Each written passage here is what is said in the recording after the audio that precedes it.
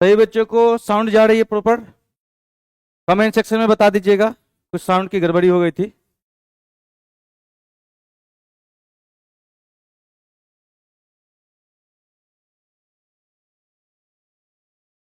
अब साउंड जा रहा है? एक बार सेशन को लाइक कर दीजिए। देखिए पहला क्वेश्चन है हम लोगों का, मुकुलन द्वारा जनन किसमें होता है? तो सबसे पहले हम लोग समझते हैं मुकुलन होता क्या है। तो मुकुलन एक प्रकार का अलैंगिक जनन है, ठीक है। अब इसमें पहला ऑप्शन है पेनिसिलियम, दूसरा है पैरामीशियम, तीसरा है ईस्ट और चौथा है इनमें से सभी। देखिए अब आप लोग हमको बताइएगा,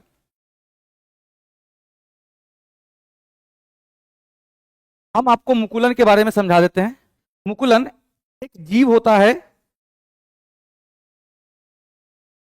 उस जीव का नाम आप लोगों को खुद ढूंढना है, जिसके ऊपर छोटे छोटे बर्ड्स होते हैं। जब ये जीव मैच्योर हो जाते हैं तो ये बर्ड्स टूटकर एक नए जीव का निर्माण करते हैं, ठीक है। तो इसमें ये कौन सा जीव है ये पूछ रहा है, मुकुलन किसके द्वारा होता है? मुकुलन इसी को बोलते हैं। अब बताते हैं पैरामीशियम में पेनिसिलियम में क्या होगा। पेनिसिलियम में कोनिडिया के द्वारा होता है, ठीक है। अब इसका आंसर आप लोग खुद दीजिएगा। पेनिसिलियम में कोनिडिया के द्वारा होता है, पैरामीशियम में बडिंग के द्वारा, बडिंग नहीं, इसके विखंडन के द्वारा होता है। तो बचा कौन? ये नहीं होगा, ये नहीं होगा, तो बचा कौन? ईस्ट। आपका आंसर सही है, ईस्ट। मुकुलन इसके मुकुलन द्वारा जनन किसमें होता है? तो ईस्ट में होता है, ठीक है।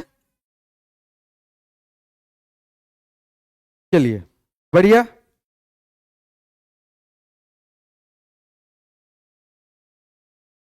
Sunny Singh, yes sir. Dheeraj, hello, ठीक, बढ़िया बढ़िया, जवाब बढ़िया आ रहा है। आगे क्वेश्चन की तरफ बढ़ते हैं।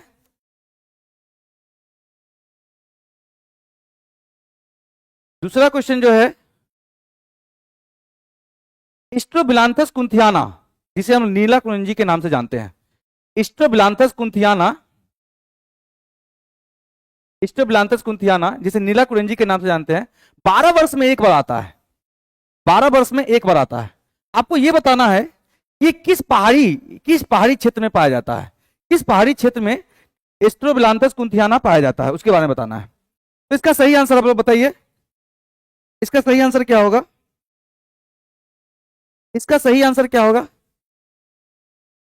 डी। नहीं नहीं नहीं, गलत है। अनिष्का, गलत है। डी नहीं होगा बाबू। इसका सही आंसर है, यह दक्षिण भारत में होता है। तो दक्षिण भारत कौन सा है? केरल और कर्नाटक। केरल और कर्नाटक में मुख्य रूप से जो है ये 12 साल में एक बार होता है। अभी देखिए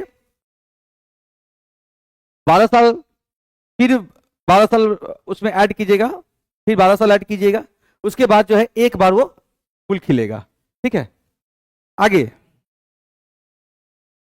पिछली बार जो है आप लोगों को 2006 में हुआ था, उसके 12 साल ऐड कीजिए तो कितना? 2018 में हुआ, और फिर 12 साल ऐड कीजिएगा तो आगे जाएगा। चलिए आगे देखिए, आप लोग के स्क्रीन पे ये तीसरा क्वेश्चन,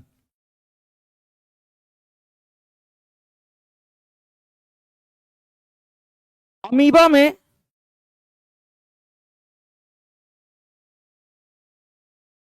अमीबा में प्रजनन किस प्रकार होता है? अमीबा में प्रजनन किस प्रकार होता है बताइए। अमीबा में प्रजनन किस प्रकार? बहुत आसान क्वेश्चन है, जवाब दीजिए। अंश रॉय ए बोल रहे हैं। डी डी अनिष्का, नहीं नहीं नहीं, इसका पहले अब इसको समझिए। कोनिडिया बता दिए थे, कोनिडिया किस में होता है? तो पेनिसिलियम में कोनिडिया हुआ था, तो ये तो होगा नहीं।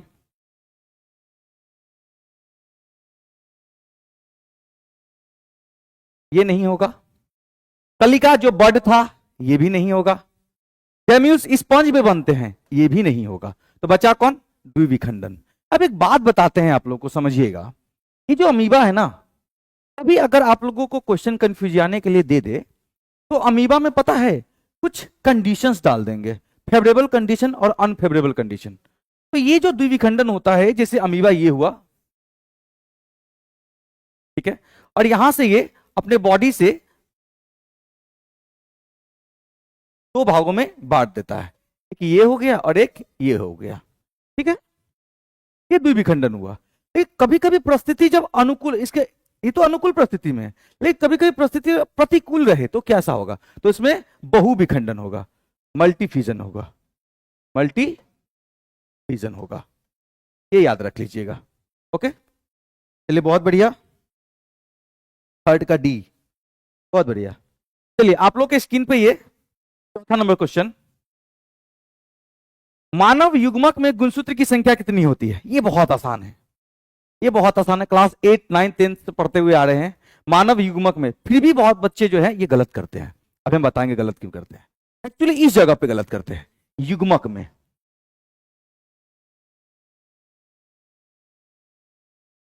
ये इस जगह पे, यहां पे नहीं, युग्मक और युग्मनज में अंतर नहीं होता है। युग्मक और युग्मनज ये दोनों में अंतर होता है, तो गैमिट बोलते हैं और इसको जाइगोट बोलते हैं।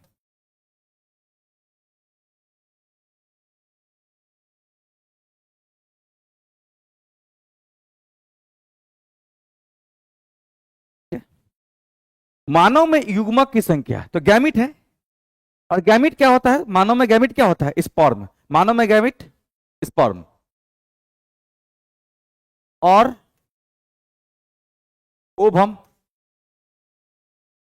स्पर्म और ओभम में गुणसूत्र की संख्या कितनी होती है? सही जवाब क्या होगा? 22 नहीं होगा, ये ऑटोसोम होता है।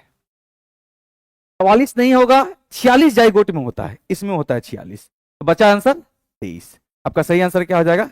23। ये गलत है, ये गलत है और ये गलत है, इसका सही आंसर क्या होगा? 23 होगा। चलिए बहुत बढ़िया, आगे बढ़ते हैं अब।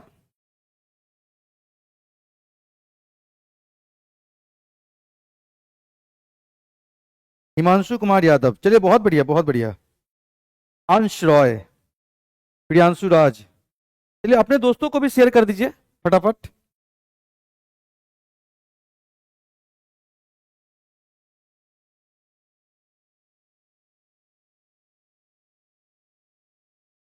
चलिए पांचवा क्वेश्चन,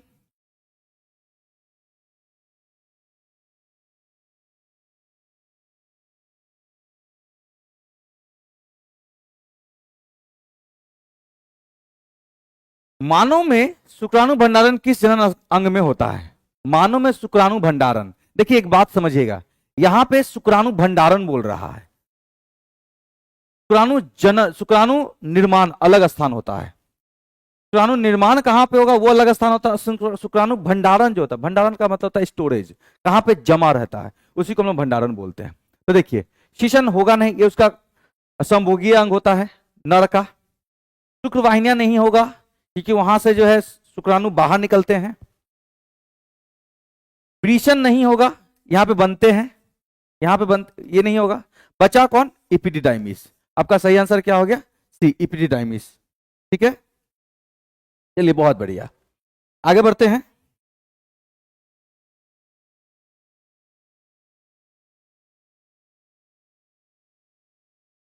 छठा नंबर क्वेश्चन है, चमगादड़ द्वारा परागण कहलाता है। बहुत आसान है, थोड़ा ध्यान से देखिएगा। देखिए सबसे पहले ऑप्शन को देखते हैं, ऑरिंथोफिली, एंटेमोफिली, काइडेप्टरोफिली और हाइड्रोफिली। तो आप लोग को बताते हैं, समझिएगा। ऑरिंथो लैटिन भाषा है बर्ड का, चिड़िया का, तो ये नहीं होगा। ठीक है, एंटोमोफिली नहीं होगा, ये इंसेक्ट का है। हाइड्रो मतलब वाटर होता है, ये भी नहीं होगा। तो बचा कौन? आपका सही आंसर है काइडेप्टरोफिली, ये आपका सही आंसर है। ठीक है, चलिए बहुत बढ़िया, सही जवाब दे रहे हैं आप लोग। चलिए आगे बढ़ते हैं अगले प्रश्न की ओर। अगला प्रश्न है,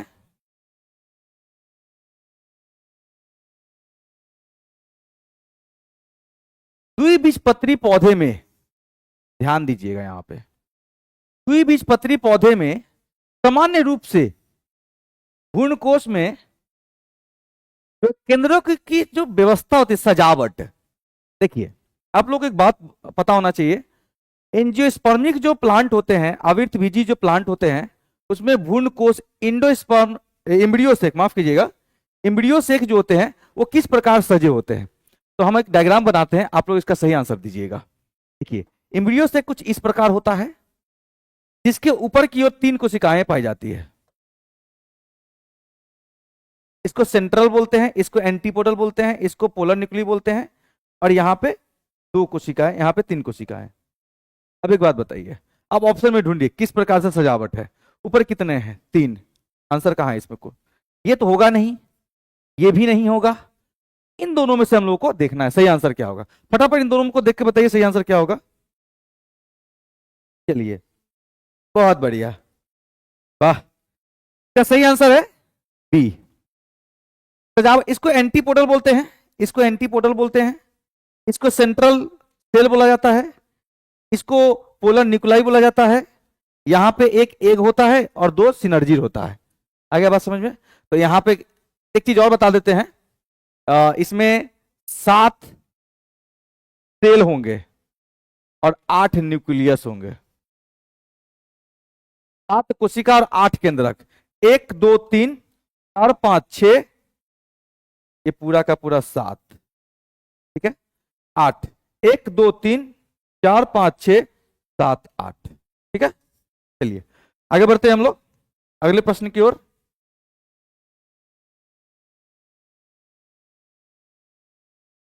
अगला प्रश्न है, दोहरा निषेचन में कुल केंद्रक की संख्या कितनी होती है? समझिएगा बात को ध्यान से। दोहरा निषेचन बोल रहा है, डबल फर्टिलाइजेशन। डबल फर्टिलाइजेशन में कुल जो केंद्रक होते हैं उसकी संख्या कितनी होती है? इस क्वेश्चन को आप जवाब दीजिएगा, समझिए। आप सबसे पहले समझिए कि दोहरा निषेचन होता क्या है। दोहरा निषेचन किसे कहते हैं? जब आवर्तबीजी पादप में निषेचन की प्रक्रिया 2 बार हो उसे लोग दोहरा निषेचन कहते हैं। और दोहरा निषेचन का देखिए कैसे बनेगा। पहले बार में क्या होगा, तो एक जो है पोलन ग्रेन जाके एग से मिलेगा, ये भी एन, ये भी N is equal to zygote बनेगा, ये 2n हो जाएगा। देखिए, परागकण और अंड ये दोनों मिलेगा तो 2n बना, जाइगोट बना। ये इसको बोलते हैं निषेचन, फर्टिलाइजेशन। डबल फर्टिलाइजेशन क्या होगा?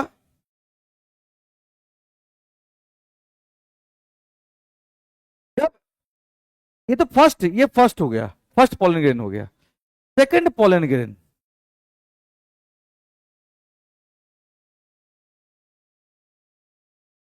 सेकंड पोलन ग्रेन अब प्लस यहां पे जो मैंने आप लोगों को पढ़ाया था इस जगह पर पोलर न्यूक्ली, जब निषेचन होता है ना तो उसके समय सेकेंडरी न्यूक्लियस बन जाता है, सेकेंडरी न्यूक्लियस। ये n का वैल्यू है और ये 2n का वैल्यू है, ठीक है। ये n का वैल्यू है और ये 2n का, मतलब ये हैप्लॉइड होता है और ये डाइप्लॉइड होता है। तो ये total 2 + 1 is equal to 3n, 3n। और 3n बोलते हैं किसको? इंडोस्पर्म को बोलते हैं। किसको बोलते हैं? Endosperm, endosperm. अब आप ऐड कीजिए, इन दोनों प्रक्रिया को डबल फर्टिलाइजेशन बोलते हैं। एक बार में ये हुआ, एक बार में ये हुआ, तो आप दोनों को ऐड कीजिए। 2n + 3n is equal to कितना होगा? 5n। आंसर क्या होगा बताइए? 2 नहीं होगा, 3 नहीं होगा, 4 नहीं होगा, तो आंसर क्या होगा? 5 होगा। आया बात समझ में?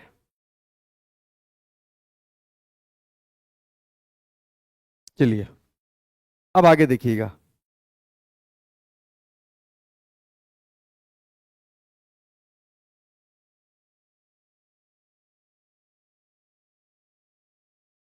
चलिए आगे की तरफ बढ़िए। अब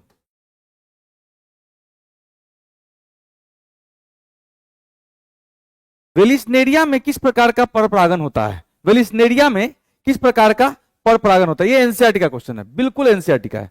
बस आप बताइए वेलिस्नेरिया में, आप लोग इसका आंसर दीजिए, हम देख रहे हैं।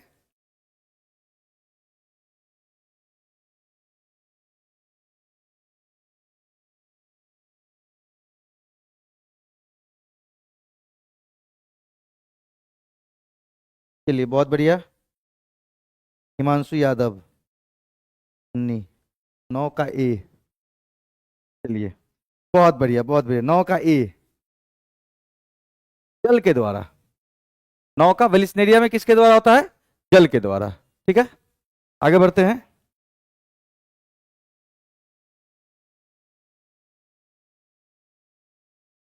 गैब में ये वर्सी लिखा हुआ है, ये गलत है। वर्धी प्रजनन, वेजिटेटिव प्रोपगेशन।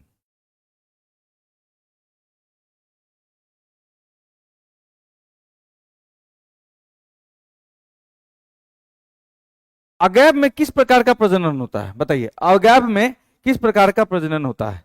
10 का आंसर दीजिए, 10 का। चलिए बहुत बढ़िया बहुत बढ़िया। नेहा चौहान, पंकज कुमार, सन्नी, चलिए बहुत बढ़िया आंसर है 10 का ए, 10 का ए। ठीक है, आगे बढ़ते हैं।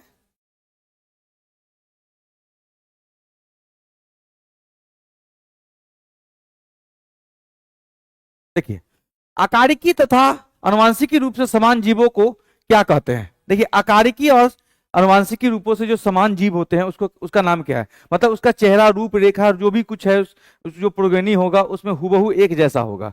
तो वैसे प्रजनन को, वैसे वैसे जीवों को क्या कहा जाता है? किस प्रकार का जीव कहा जाता है? क्लोन कहा जाता है, सोमा क्लोन, कॉस्टमिट्स और साइब्रिड्स कहा जाता है। बोलिए 11 का आंसर, बोलिए क्या होगा? 11 का आंसर क्या होगा? 11 का आंसर क्या होगा? चलिए बहुत बढ़िया क्लोन, चलिए बहुत बढ़िया। इसका आंसर, सही आंसर है क्लोन। ठीक है, आप लोग आंसर सही दे रहे हो। आगे बढ़ते हैं।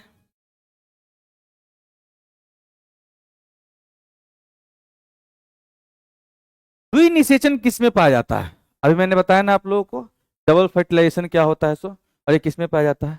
जो डबल फर्टिलाइजेशन होते हैं ना, वो यूनिक फीचर्स होते हैं। खास प्रकार का जो है गुण पाया जाता है किसके अंदर?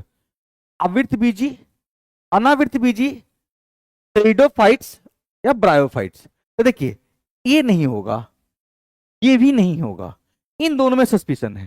तो इसका सही आंसर क्या होगा? आवृत बीजी। ये गलत है, ये गलत है। इसका सही आंसर क्या होगा? आवृत बीजी। आवृत बीजी जीवों में जो होता है उसका स्पेशल फीचर्स होता है क्या चीज? डबल फर्टिलाइजेशन, द्विनिषेचन। ठीक है, चलिए आगे बढ़ते हैं।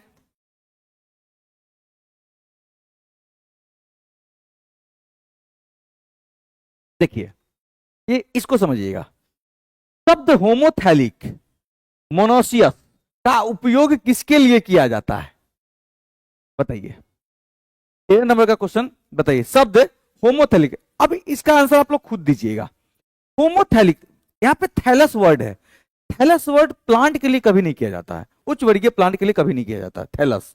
ये निम्न वर्गीय प्लांट के लिए किया जाता है। ठीक है, तो जो थैलस है, जब एक थैलस पे दो करेक्टर उपस्थित होता है, एक मेल वाला और एक फीमेल वाला, तो इसको देखिए, करेक्टर जीव एक है, थैलस एक है, और उस पर क्या करेक्टर है? दो, मेल वाला भी है और फीमेल वाला भी। तो जब एक ही थैलस पर दोनों जीव उपस्थित होता है तो उसको लोग होमोथैलस बोलते हैं। क्या बोलेंगे? होमो,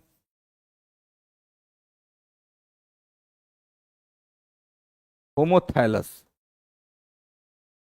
अब यहां क्या पूछ रहा है? होमोथैलस पूछ रहा है, तो बताइए। तो इसको आज जब अलग अलग रहेगा, ये भी बता देते हैं। इसका सही एग्जांपल क्या होता है पता है? कारा, सबसे बेस्ट उदाहरण है कारा। और जब थैलस दो हो, एक ये थैलस हो और एक ये थैलस हो, इस पे अपना कैरेक्टर मेल का होता है, इस पे अपना कैरेक्टर फीमेल का होता है, दोनों अलग अलग कैरेक्टर है। तो जब दोनों अलग अलग होगा तो उसको बोलेंगे हेटेरो, विषम, विषम थैलमस, हेटेरो। क्या बोलेंगे? हेटेरो बोलेंगे। अब आपको बताना है कि होमोथैलिक मतलब जब करेक्टर एक, जब जीव एक और करेक्टर दो, तो जाहिर सी बात आप तो पढ़े हुए हैं उसको, द्विलिंगी। आंसर क्या हो जाएगा इसका? द्विलिंगी अवस्था के लिए एक लिंग। ये तो नहीं होगा, ये नहीं होगा, प्लांट का है। ये नहीं होगा, ये भी प्लांट का है। एक लिंगी अवस्था नहीं होगा, ये है एक लिंगी अवस्था। इसका सही उदाहरण मार्केंसिया, इसका सही उदाहरण है मार्केंसिया। एक लिंगी अवस्था के लिए मार्केंसिया, लेकिन यहां पे चेंज हो जाएगा, हेट्रोथैलस हो जाएगा। लेकिन यहां पे पूछ क्या रहा है? होमोथैलस पूछ रहा है। और होमोथैलस पूछ रहा है मतलब कि दोनों कैरेक्टर जो वो एक ही बॉडी पे है, इसका मतलब ये द्विलिंगी हो गया। ठीक है, चलिए।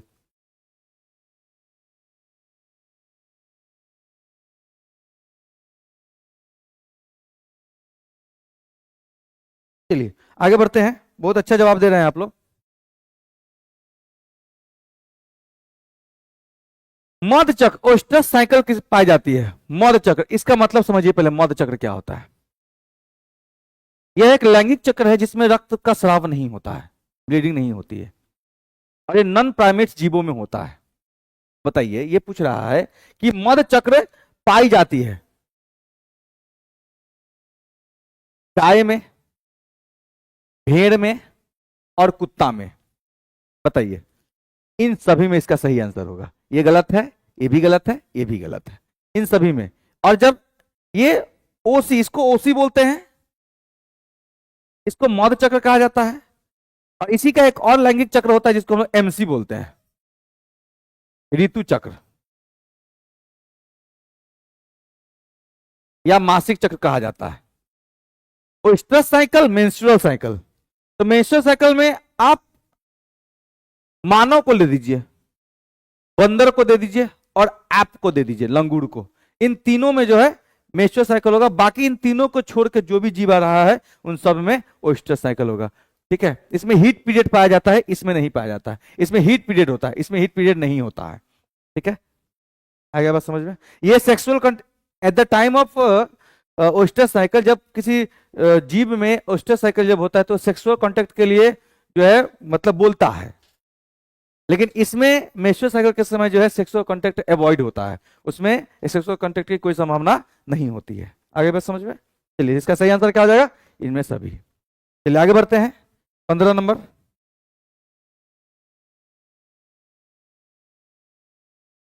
15 नंबर, डीएनए का पूरा नाम क्या है? आप लोग, हमें पूरा विश्वास है कि आप लोग डीएनए का पूरा नाम बता दीजिएगा, लेकिन आज मैं आप लोगों को बताऊंगा डीएनए को डीएनए क्यों कहते हैं। देखिए, सबसे पहले समझिए डीएनए का पूरा नाम। डी ऑक्सी राइबो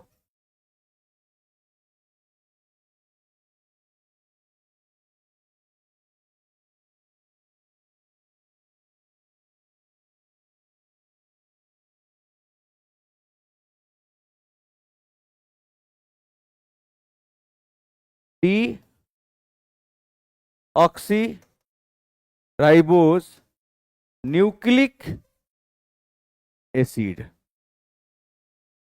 देखिए, ये नहीं होगा, यहां पे रैंडम लिखा रहा है। Deoxy ribose nucleic acid, rhizome, ये भी नहीं होगा। डिऑक्सी राइबो न्यूक्लिक एसिड, ये सही आंसर है। अब इसको डिऑक्सी राइबोस क्यों कहा जाता है उसको समझिए। सबसे पहले हम लोग न्यूक्लिक एसिड को समझते हैं। न्यूक्लिक एसिड क्या होता है? न्यूक्लिक एसिड दो प्रकार के होते हैं, एक आरएनए होते हैं और एक डीएनए होते हैं।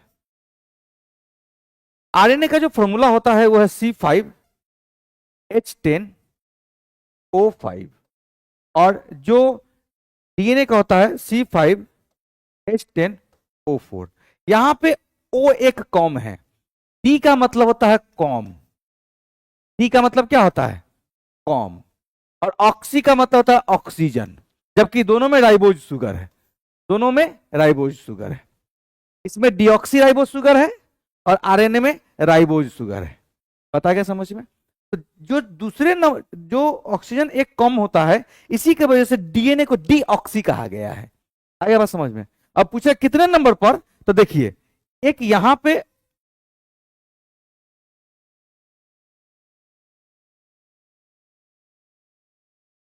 एक, दो, तीन, चार, पांच। एक नंबर, दो नंबर, तीन नंबर, चार नंबर और पांच नंबर। दो नंबर दो नंबर कार्बन पर OH ग्रुप, ये अगर इसको आपको ये अगर आप देखो तो इसका पता है नाम क्या है? ये राइबोज शुगर है, ये आरएनए का शुगर है। ये किसका शुगर है? आरएनए का शुगर है। लेकिन जो ही आप यहां से इसको इरेज कर दीजिए, इसको इरेज कर दीजिए,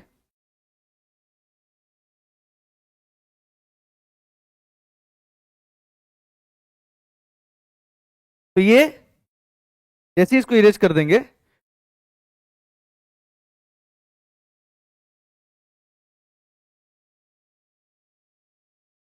ये डीएनए का हो गया, डीएनए का शुगर होगा। दूसरे नंबर पर जो कार्बन दूसरे नंबर का जो कार्बन होता है ना, उस पर OH O ऑब्सेंट होता है, इसीलिए इसको डीऑक्सी कहा गया। आ गया बात समझ में? तो इसका सही आंसर क्या हो जाएगा? सी हो जाएगा, ये नहीं होगा। ठीक है, कोई दिक्कत? अब डीएनए को डीएनए क्यों बोलते हैं समझ में आ गया? जबकि दोनों के दोनों न्यूक्लिक एसिड है। तो डीएनए में एक ऑक्सीजन की संख्या कम होती है अपेक्षा अनुसार आरएनए के। डीएनए में 4 ही ऑक्सीजन होते हैं और आरएनए में 5 होते हैं, इसीलिए डीएनए को डीऑक्सी कहा गया है। आगे बात समझ में? चलिए आगे बढ़ते हैं।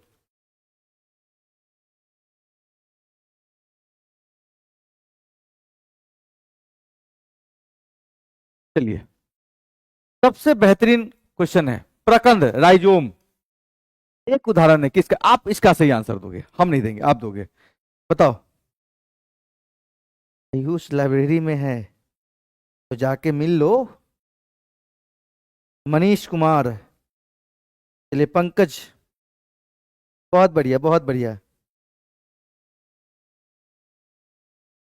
चलिए 16 नंबर का सही आंसर क्या होगा? चलिए बहुत बढ़िया दे रहे हैं। सन्नी सिंह, अनिष्का कुमारी, चलिए बहुत बढ़िया। 16 का सही आंसर अदरक। अदरक में जो है प्रकंद के द्वारा जो है प्रजनन होता है। आगे देखिए।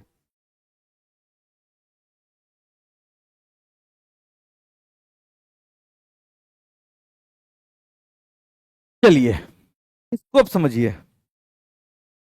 इसमें समझने वाली बात क्या है इसको समझिएगा। देखिए यहां पे सबसे पहले क्वेश्चन को समझिए। क्वेश्चन क्या कह रहा है? बंगाल का आतंक, terror of Bengal, terror of Bengal. समझिए थोड़ा बात को ध्यान से। बंगाल का आतंक किसे कहा जाता है? सभी को पता है, जलकुंभी को। लेकिन ये क्वेश्चन सही नहीं है, ये क्वेश्चन हट के है। अगर यही यही चीज जो है आपके एग्जामिनर जो है बोर्ड में ऐसे करते हैं। सभी को पता है बंगाल का आतंक को हम लोग वाटर हाइसेंस बोलते हैं, जलकुंभी बोलते हैं। लेकिन अब देखिए क्या है, बंगाल का आतंक के बारे में निम्न में से कथन को पढ़े और सही विकल्प चुने। आप लोगों को एक और महत्वपूर्ण सूचना मैं देना चाहता हूं कि आप लोगों का क्लास 12 का जो बिहार बोर्ड का मॉडल पेपर है वो अपलोड कर दिया गया है। आप लोग जाके डाउनलोड कर लीजिएगा और ठीक उस क्वेश्चंस को देखिएगा। बिल्कुल कथन वाला, स्टेटमेंट वाला को टाइप का जो है, इसी सब टाइप का जो है क्वेश्चन दे रखा है। इसीलिए मैं आप लोगों से हम्बल रिक्वेस्ट यही करूंगा कि अभी भी वक्त है, पूरे फोकस तरीके से जो है पूरे अच्छे से ध्यान लगा के पढ़ाई करिए। एक एक वर्ड, एक एक सेंटेंस को पढ़िए। एनसीईआरटी की किताब निकाली, टोटल एनसीईआरटी से निकाल के सिर्फ पेस्ट कर दिया गया है। आप देख लीजिएगा, जाइएगा डाउनलोड करके देखिएगा कितना क्वेश्चन बनता है। मेरी बात को अभी भी आप लोग ध्यान से सुनिए, मैं जो बोल रहा हूं वो सही बोल रहा हूं, आप लोग को समझना होगा इस बात को। अब पहले की तरह नहीं है कि PYQ देख लीजिए, क्वेश्चन बैंक खरीद लीजिए, रट्टा मार लीजिए, एग्जाम में जाके बैठ जाइए। आप पिछले बार एग्जाम में, पिछले बार जो बच्चे एग्जाम दिए हैं जीव विज्ञान के, उनसे जाके पूछ लीजिएगा कि क्वेश्चन कैसा था। इसलिए आप लोगों को अभी भी मैं बता रहा हूं, अभी वक्त है, किताब लीजिए एनसीईआरटी की और पूरे मतलब धड़ल्ले से एक एक लाइन बाय लाइन पढ़िए और उसका क्वेश्चन आंसर खुद से कंप्लीट कीजिए। हम सिखाएंगे आपको कैसे पढ़ना है। सो एक दिन की क्लास जो चलेगी क्वेश्चन पैटर्न पे चलेगी। आगे बात समझ में? चलिए अब आगे बढ़ते हैं। तो बंगाल का आतंक किसे कहा जाता है? बहुत आसान क्वेश्चन है, जाकर देख लीजिए, डाउनलोड कर लीजिएगा।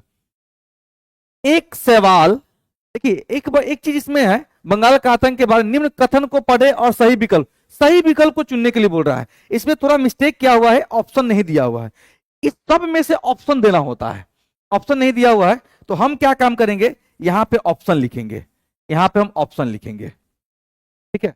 और ऑप्शन में डाल देंगे A, B, C और D। आप लोग क्या इसका सही जवाब दे रहे हो क्या? 17 नंबर का सही जवाब दे रहे हो?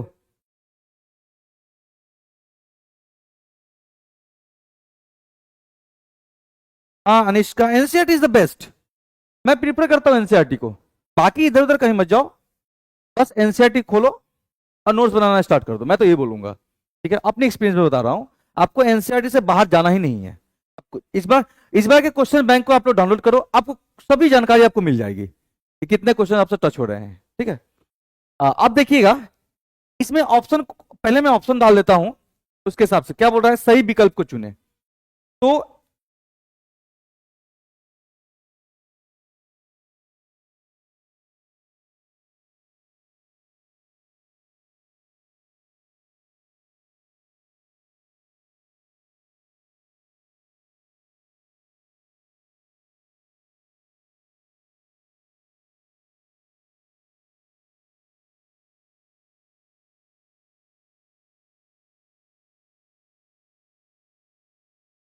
देखिए, सबसे पहले स्टेटमेंट को आप पढ़िए। स्टेटमेंट क्या कहता है? बंगाल का आतंक के बारे में निम्नलिखित में से कौन सा विकल्प सही है? ये रहा आपके पास 1 2 3 4 4 विकल्प दिया हुआ, आप पढ़िएगा। एक सवाल, जलीय हाइसिंथ आर्कोनिया को बंगाल का आतंक नाम दिया जाता है। देखिए, आर्कोनिया को तो बंगाल का आतंक का नाम दिया जाता है, ये बात सही है, लेकिन ये सवाल नहीं है। ये सवाल नहीं है। अगर इसके स्टेटमेंट पे जाइएगा तो ये सही है, बट ये सवाल नहीं है। बात आ गया समझ में? तो ये गलत है। ठीक है, सही विकल्प को चुनने के लिए बोल रहा है। दूसरा है, आइकॉर्निया को भारत में इसके सौंदर्य गुणों को चावल प्रस्तुत किया गया। हाँ, सजावटी के लिए जो बहुत सुंदर है, ये हालांकि बहुत सुंदर दिखता भी है, तो लाया गया और लाके उगा दिया गया। लेकिन किसी को पता थोड़ी ना था कि ये आगे जाके बहुत बड़ा एक टेरर पैदा कर देगा। ठीक है, लाया तो गया था इसी मकसद से कि सजावटी है, सजाना है, लेकिन आगे क्या होता है सो देखिए। तो ये सही है, ये सही है। वास्तव में ये सजाने के लिए ही लाया गया था, सौंदर्य को दिखाने के लिए लाया गया था। आइकोर्निया जल से ऑक्सीजन को निष्कासित कर देता है, जिससे मछलियों की मृत्यु हो जाती है। यह भी सही है। इसकी वृद्धि इतनी तेजी से होती है, काफी ज्यादा तेजी से, 9 महीना में 60,000 से ज्यादा जो है प्लांट ये अपना बना देता है। अरे बात समझ में? और जितने भी जलीय जीव जंतु होते हैं वो सब मरने लगते हैं। ठीक है, तो ये बात भी सही है, ये बात भी सही है। अब आगे बढ़ते हैं। इसकी वृद्धि धीमी होती, कहां धीमी होती है? बहुत तेजी से, रैपिडली डिवीजन करता है ये, बहुत ज्यादा तेजी से। आगे बात समझ में? तो ये स्टेटमेंट भी गलत है। हमारे पास 2 स्टेटमेंट सही है, बी और सी। तो देखिए तो आंसर क्या होगा? 1 और 2, माफ कीजिए, देखिए 1 बी और सी, यहां पे ये गलत हो जाएगा, 1 ये भी गलत हो जाएगा। तो हम लोग का सही आंसर जो होगा वो 2, यानी कि सी नंबर होगा। सी नंबर 2 और 3, मतलब आइकोर्निया के बारे में ये स्टेटमेंट सही है और ये स्टेटमेंट सही है। इस टाइप का भी क्वेश्चन आप लोगों को एग्जाम में देखने को मिल सकता है। आगे बात समझ में? तो कितने बच्चों का सही आंसर हुआ है?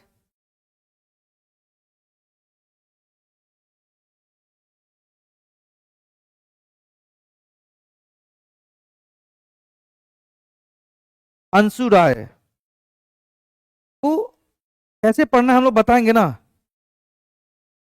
मार्केट में, अभी मार्केट में नहीं आया है। देखिए बाबू, तो मार्केट पे उतना विश्वास मत कीजिए। आपकी जो तैयारी होगी ना वो मार्केट से भी बेहतर होगी। मैं सही बात बता रहा हूं। आप PYQ पढ़ लो, नहीं आने को है। क्वेश्चन बैंक को पढ़ लो, नहीं आने को है। पिछला बार हुआ ना यही। मैं तो एक ही बात आप लोगों को कहूंगा कि जितना टाइम आप इधर उधर वेस्ट कर रहे हो बायो को लेके, स्पेसिफिक मैं बायो को लेके ही बात करूंगा, बाकी आप अपनी सब्जेक्ट तो आप लोगों को खुद पता होनी चाहिए। इतना आप इधर उधर माइंड को कर रहे हो, करने की बिल्कुल जरूरत नहीं है। आप एनसीईआरटी की किताब लो, बस उसको एक दिन में पढ़ना स्टार्ट कर दो। एक दिन में एक चैप्टर पढ़ो, उससे क्वेश्चन निकालो, और जहां पे समस्या हो रहे हैं अपने टीचर से बात करो। आई बात समझ में? और देखो फिर उसके बाद कैसे आप अगर मार्केट से किसी गैस पेपर को खरीदते हो, तो अगर वास्तव में आपका माइंड उतना ही तेज रहता, बात को समझिएगा थोड़ा, माइंड अगर उतना ही तेज रहता कि किसी भी कंटेंट्स को याद करके हम जल्दी जल्दी सब एग्जाम दे दे, तो आपके पास बहुत टाइम था शुरू से, अब बहुत पढ़ चुके होते। अगर उतना आपका माइंड तेज रहता याद करने में, तो याद करके केवल आप अभी का एग्जाम पास कर दोगे। उसके बाद जितना जल्दी कोई चीज याद होता है ना, भूलने में वक्त नहीं लगता है, ये याद रख लीजिएगा। जब खुद से आप कंटेंट्स बनाइएगा, खुद से पढ़ के बनाइएगा, अंडरलाइन एक एक अंडरलाइन कर करके बनाइएगा, तो वो आपका अपना हुआ। आपको भली भांति आपको महसूस होगा, पता होगा कि मैंने क्वेश्चन कहां से लिया है। बस समझ में? ये बात पे आप लोगों को मैं तो यही प्रीफर करूंगा, अभी भी वक्त है, एनसीईआरटी खरीदिए, मोबाइल में डाउनलोड कीजिए, बुक स्टोर से जाके खरीदिए और अंडरलाइन करना, पढ़ना स्टार्ट कर दीजिए अभी से, जो भी वक्त बचा हुआ है। मेरा यही राय है आप लोगों से। बाकी इधर उधर ध्यान दोहराइएगा, समय चला जाएगा, कुछ याद होने को नहीं है। ठीक है, चलिए अब आगे बढ़ते हैं।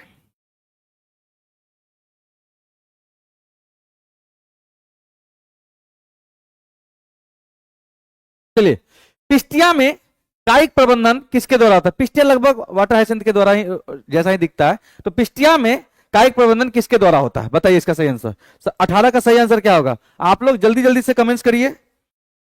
शेयर को लाइक, सेशन को लाइक कीजिए और शेयर भी कर दीजिए अपने दोस्तों से।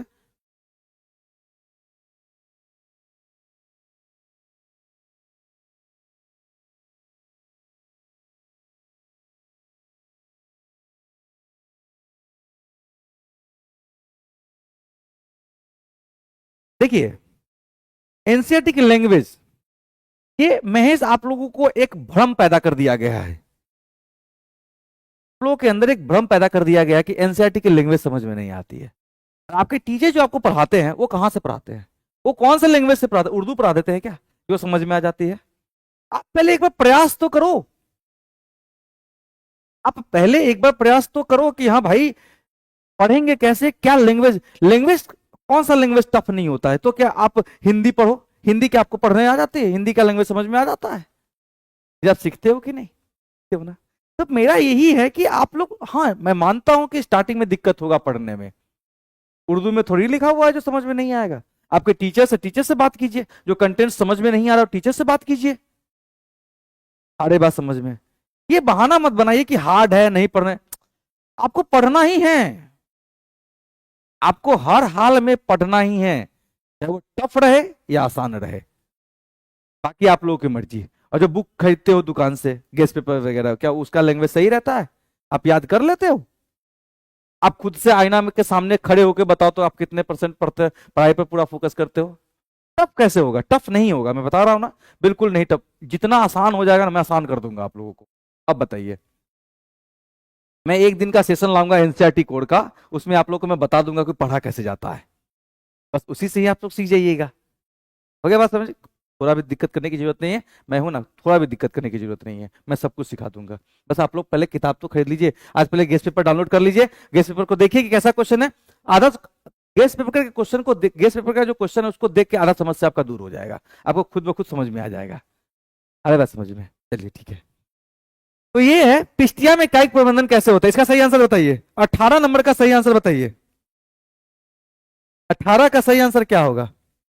चलिए बहुत बढ़िया, चलिए ऑफसेट के, चलिए चलिए नेहा चौहान 18 का बी, चलिए बहुत बढ़िया है, 18 नंबर का बी ऑफसेट के द्वारा। यहां पे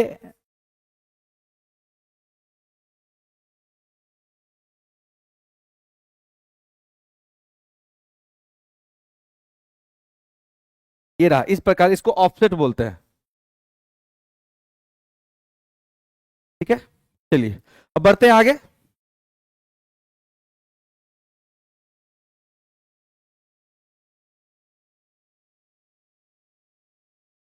देखिए, निम्न में से सही कथन को चुने, एनसीईआरटी का है, निम्न में से सही कथन को, एक क्वेश्चन आप पूछेगा आपके एग्जाम में, अब पढ़िए पहले कथन को पढ़िए। अब आपको टफ लग रहा है, मैं एक सैंपल के तौर पे आप लोग को बताता हूं, ये बहुत टफ है आप लोगों के लिए, पहले आप लोग इसका आंसर दीजिए, उसके बाद हम बताते हैं।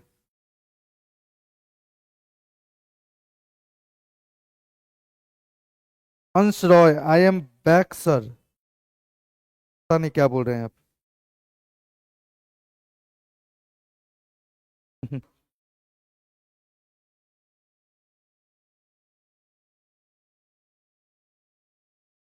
बाय बाय 19 का सी, नेहा चौहान, देखते हैं क्या होता है। 19 का क्या था आप लोग खुद आंसर दीजिए, पहले इसको इस स्टेटमेंट को पहले पढ़ लीजिए, क्या कह रहा है। केवल जंतुओं में एक लिंगाश्री जीव पाए जाते हैं, कि नहीं, ये गलत है, दोनों में पाया जाता है, केवल जंतु में ही नहीं होता, दोनों में होता है। केवल पादप में एक लिंगाश्री जीव पाए जाते हैं, ये भी गलत है, एनिमल में भी होता है। पौधे व जंतु दोनों में एक लिंगाश्री पाई जाती है, हाँ ये सही है, ये सही है, और आगे देखते हैं, ये सही है। और केवल वर्टिब्रेट, ये भी गलत है, ये भी गलत है। तो इस हिसाब से आपका सही आंसर क्या आ जाएगा? सी आ जाएगा। पौधे और जंतुओं में एक लिंगाश्री पाई जाती है, अभी तो बताया ना, कारा, मार्केंसिया, मेल और फीमेल अलग अलग, कोई चीज के बारे में तो बता रहा है, ठीक है। पौधे की अगर बात करेंगे तो पौधे में होगा। चलिए बहुत बढ़िया, आगे।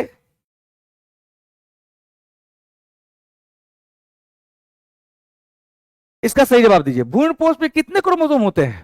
भ्रूण पोष में, यहां पोष बोल रहा है, इंडोस्पर्म, इंडोस्पर्म में कितने क्रोमोसोम होते हैं? इंडोस्पर्म में कितने क्रोमोसोम, इसका सही आंसर दीजिए। नहीं होगा, ठीक है। 2n भी नहीं होगा। अभी तक मैंने आप लोगों को बताया जब डबल फर्टिलाइजेशन पढ़ाया था। आंसर क्या हो जाएगा इसका? 3। आप लोग सही दिए हो, 20 का सी। चलिए बहुत बढ़िया। नेहा चौहान, आयुष, सन्नी सिंह 20 का सी से, बहुत बढ़िया। सफलता मिलेगा 3n, बहुत बढ़िया बहुत बढ़िया। हाँ सफलता मिलेगा, वाह। अंशिका कुमारी, चलिए बहुत बढ़िया बहुत बढ़िया, सही आंसर आप लोग दे रहे हो। 20 का सी। आज का ये सेशन हम लोगों का 20 क्वेश्चन के साथ ही समाप्त होता है। आप कमेंट सेक्शन में बताइएगा आज का सेशन आपका कैसा लगा।